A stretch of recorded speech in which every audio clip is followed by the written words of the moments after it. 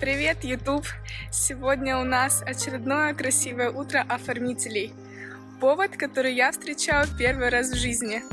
В Турции это популярный праздник, если в вашей семье есть мальчик.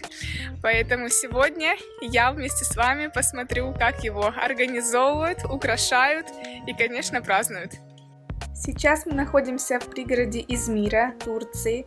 Приехали на площадку к 7 утра, хотя праздник начнется только в 19 часов. Так выглядит место оформления. Бассейн, домики и зеленая лужайка. Входить гости будут с другой стороны и первым делом увидят входную зону – арку с нашими шарами. Далее будут столы и за ними уже сцена. Пойдемте внутрь, начнем подготовку к монтажу.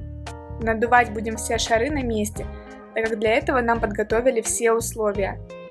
Ах да, и самое главное, это не сказала. На сегодня наш повод – это обрезание, или по-другому сюнет. Это большой праздник для всей семьи, сравнимый по пышности разве что со свадьбой. Поэтому шаров будет много, чтобы итоговая картинка точно удивила гостей. Первыми в ход идут белые шары. Это будет основной цвет во всем оформлении. В это же время параллельно делаем осьминожки из белых пятерок. Осьминожки – так мы называем между собой длинные гроздья той же гирлянды. Сплетая их между собой, получаются щупальца осьминога, благодаря которым можно задавать любую форму под инсталляцию. Белые шары размера 12 дюймов. Надуваем двойками и связываем между собой. Основа всей инсталляции – это как раз латексные шары размером 12 дюймов. 5 пачек шаров уже надуты, в каждой по 100 штук. Итого 500 белых шаров. Теперь переходим к следующим оттенкам, чтобы скучно не было. Мы используем шары марки Колесан. Это турецкий бренд, с которым мы работаем. По оттенкам белый, синий хром и оттенок темно-синего, или по-другому navy хром. Плюс белое золото тоже в хроме. Итого будет 4 цвета. Поближе покажу. Лицо недовольного человека, который встал в 5 утра, чтобы помогать жене. Счастливое лицо сделай.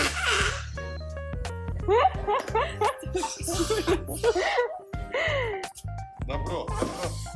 Продолжаем надувать шары двойками разного диаметра. Часть белого золота уже готова, а я надуваю синий хром.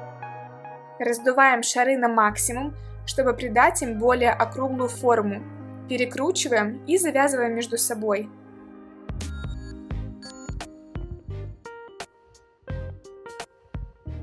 Работаем 8 рук. Вроде немало, а кажется, что количество шаров особо не меняется.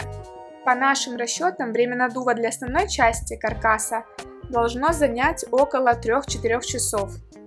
В какой-то момент мы разделились, Майса начала собирать гирлянды, а мы все так же надуваем двойки. При сборке блоков начали появляться первые трудности. Белые шары начали лопаться, так как слипались, склеивались между собой у основания. Происходит это всегда от высокой температуры и большой влажности. Ближе к 9 часам утра температура уже была не совсем рабочая для шаров, а кондиционера в помещении, к сожалению, не было. Плюс мы находимся в Чешме, это популярный курортный город на берегу Эгейского моря. Влажность здесь всегда высокая, поэтому, чтобы минимизировать потери шаров, все блоки надо оперативно собирать. От марки шаров процент лопания, конечно, тоже зависит. Чем тоньше латекс в шарах, тем быстрее с ними начнут происходить метаморфозы. Поэтому к выбору материалов, с которыми вы работаете, надо подходить ответственно, чтобы к окончанию монтажа ваши нервные клетки были на месте и глаз не дергался от очередного звука взрыва или лопания шаров. В реальном времени все наши действия выглядят, конечно, намного медленнее, никакого ускоренного режима, но и без лишних перерывов. Запланировано на первый этап 3 часа плодотворной работы с паузами только на попить воды. Гирлянды собираем по цветовым блокам. Оттенки между собой не миксуем, а именно собираем двойки, четверки, восьмерки и так далее одного цвета. И таким образом чередуем все цвета. Спустя 3 часа оцениваем масштаб проделанной работы и устраиваем кофе-брейк.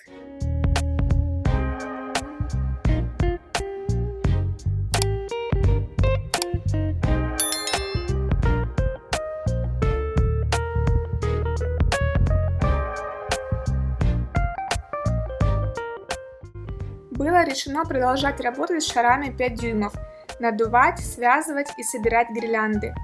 Еще раз посмотрите на оттенки в упаковке.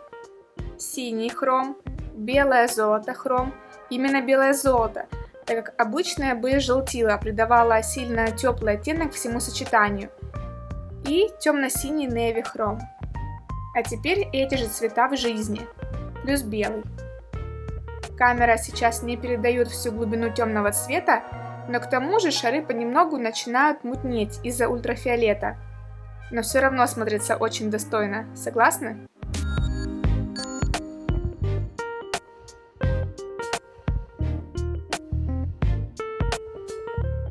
В перерывах между работой можно устроить шавасану. Йога-мен главный, да? Нет? Мираба. Гюнайдын. Продолжим работать? Или остаемся? Отдых наш затянулся аж на 2 часа, так как машина с основной конструкцией задержалась в дороге.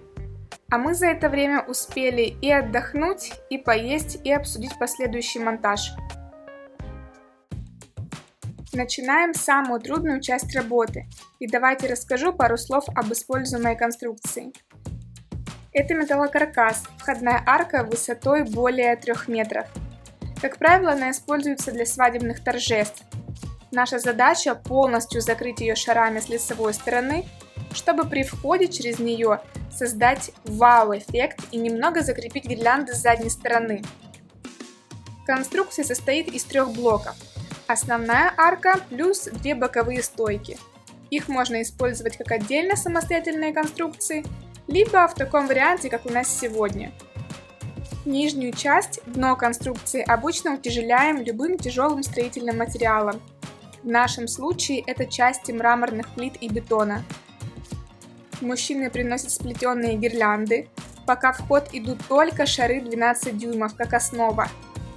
Как только шары вынесли на улицу, они сразу начали еще больше мутнеть и приобретать бархатистый матовый вид. Особенно это заметно на шарах серии хром.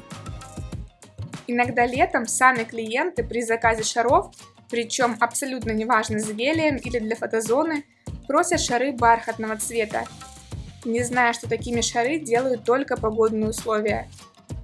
Пока на заднем фоне команда организатора украшает столы, мы приступили к креплению. Девочки отвечают за визуал, так как финальная картинка сильно зависит от расположения блоков, сочетаемости цветов и размеров шаров. Если инсталляция не в монооттенке, 2, 3 и более цветов, то уровень сложности повышается, так как оценивать визуал всегда приходится на расстоянии.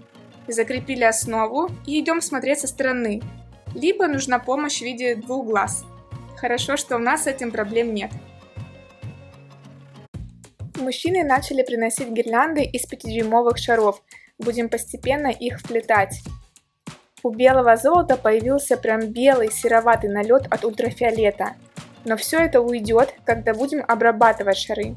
Сами гирлянды крепим как конструкции, чтобы шары не создавали излишнюю парусность и не болтались на ветру, так и завязываем между собой в 2 точках. Нижняя часть инсталляции уже приобретает красивый вид, но еще предстоит закончить с верхней частью, самой тяжелой, так как работать на высоте, в жару и ветер под палящим солнцем – то еще удовольствие. Постепенно вплетаем шары джумбо. Для кого-то это большие шары 24 дюйма или 36. У марки Colisan это шары, начиная со среднего размера 18 дюймов. Мы добавляем оба варианта – 18 дюймов и 24. Белых больше, остальными оттенками просто разбавляем. Самое главное, цвета не мешаем между собой. То есть, если белый цвет, то именно в этот участок и добавляем шары всех размеров. Синие джумбо в синем и так далее. Надули мы, значит, огромную кучку шаров. И что говорит Майсана? Не хватает. Чуть-чуть не хватает шаров. Как бы еще вот, как бы там уже вот. Еще в запасе у нас лежит, где мы надували в стеклянном здании. Но не хватает. Так что идем надувать дальше. По дороге в наш рабочий дом увидела, как запускают в бассейне флористическую композицию с живыми орхидеями. Леску закрепили к каркасу и запустили плавучий оазис.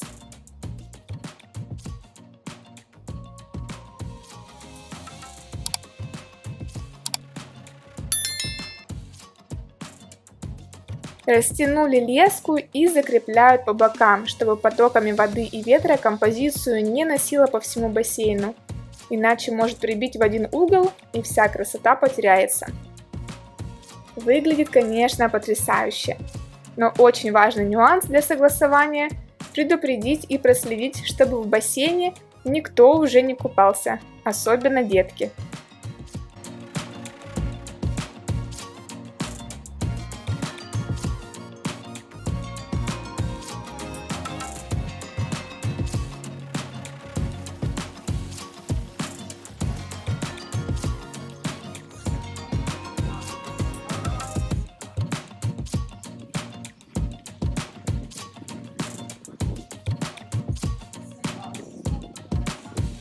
Возвращаемся к шарам. Покажу, как мы работаем с маленькими шариками. На примере 5-дюймовых белое золото хром раздуваем на максимум, смягчая латекс и сдуваем до нужного минимального размера. Конкретно в данном случае пятерки могут быть одинакового размера.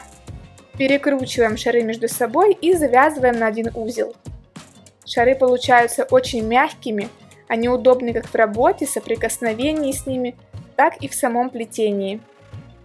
Давайте еще раз.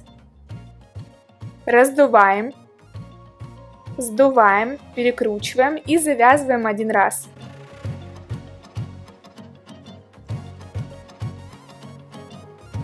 И теперь смотрите, как сделать мягкую гроздь без основы в виде ленты лески.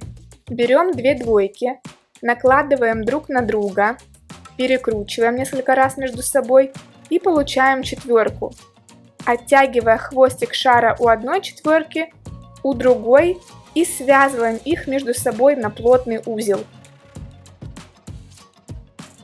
Таким способом можно до бесконечности плести щупальцу осьминога. Гроздь, гирлянду, как хотите, так и называйте. Этот бескаркасный метод дает большую гибкость шарам. Они не имеют плотную скрутку и перевязку, что позволяет задавать им любую форму и наклон. В нашем случае минимальная гроздь состоит из 20-24 двоек, то есть где-то 40-48 шаров размером 5 дюймов. Пока я надувала маленькие шары, ребята закрывали заднюю часть конструкции. С этой стороны более минималистичный вид. По бокам еще нужно спрятать все узлы перевязки и крепления, так сказать, убрать черновую отделку. Лицевая сторона почти завершена. Наверху надо добавить буквально несколько блоков. Посмотрите поближе эффект помутнения шаров на солнце. У белых мало заметно, у темных шаров самые большие изменения. И теперь на другой стороне шары обработали полиролью, хайшайном. Появился глянцевый блеск уже от первого подхода. На темно-синих опять же меньший эффект. Но еще будет несколько подходов, поэтому ситуацию исправим. Мужчины решили укрепить еще сильнее конструкцию, так как с шарами общая высота получилась чуть больше 3,5 метров. При сильных порывах ветра создается большая парусность, и чтобы избежать риска падения или наклона, усиливаем устойчивость конструкции, привязываем каркас к деревянным кольям, вбитых в землю. И с другой стороны, аналогичным способом Миша вбивает поле и далее стяжками крепит к металлическим опорам, после чего эти места надо будет точно закрыть шарами. На улице можно создавать растяжки, выбивать колышки в землю, привязывать к существующим опорам. В нашем случае пустое поле. Крепить особо не к чему, кроме как утяжелять по максимуму. 17 часов, и мы практически закончили. 95% работы выполнено. Оркестр репетирует. Кавер-группа точнее. Мы обрабатываем шары полиролью. Завершаем все финальные штрихи, подчищаем. И будем сдавать объект. From United States. Обычно летом мы стараемся не использовать темные цвета шаров, и клиентов всегда об этом предупреждаем, что лучше заменить палитру. Но не во всех случаях это удается сделать. Бывают корпоративные цвета или утвержденная палитра праздника, и тут наша задача выбрать качественного производителя и поставщика, чтобы на площадке не переживать за брак. Главная задача полироли – создать защитную пленку, барьер от солнечных лучей, чтобы они не лопались, так как ультрафиолет истончает латекс. А блеск – это уже дополнительный бонус к защитной функции. Если использовать дешевые некачественные шары, в процессе монтажа на солнце можно потерять их большую часть. У сцены мы установили большие буквы с лампочками, имя мальчика, виновника торжества, и пространство между ними закрыли разнокалиберными блоками.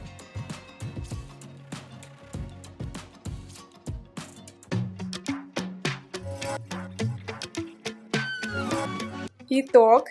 Вашему вниманию представляю финальный вариант нашего творения. По бокам добавили слона и зебру, а перед входом будут еще девушки-танцовщицы с длинными развивающимися подолами платьев приглашать гостей пройти через арку и занять свой столик. Мы, организатор, заказчик и сами гости результатом остались очень довольны. А как вам? Пишите в комментариях. В этот раз мы превзошли все ожидания. В реальности, еще и с таким пейзажем, ясным небом, входная зона смотрится очень масштабно, дорого и шикарно. Всего в инсталляции использовали 5500 шаров. А так сразу не скажешь, да? Маленькие шарики 5 дюймов придают особый элегантный вид и смотрятся действительно как гроздья винограда. Существует много разных техник плетения, и каждый раз мы подбираем именно тот способ, чтобы добиться желаемого результата. Здесь я имею в виду финальную картинку, которую хочет увидеть клиент.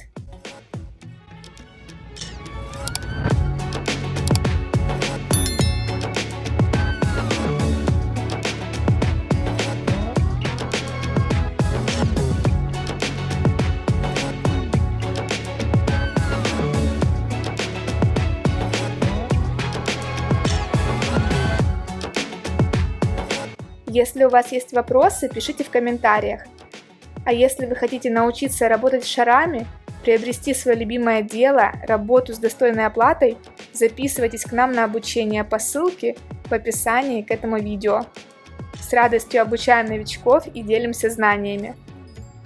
И уже по традиции, финальный штрих каждого оформления – это заехать в гипер, чтобы порадовать мужа как минимум вкусным ужином. Потому что такую колоссальную помощь и поддержку оказывать может не каждый. Кто хорошо работает, тот хорошо и отдыхает. Большим оформительским семейством. На этом все. До новых встреч!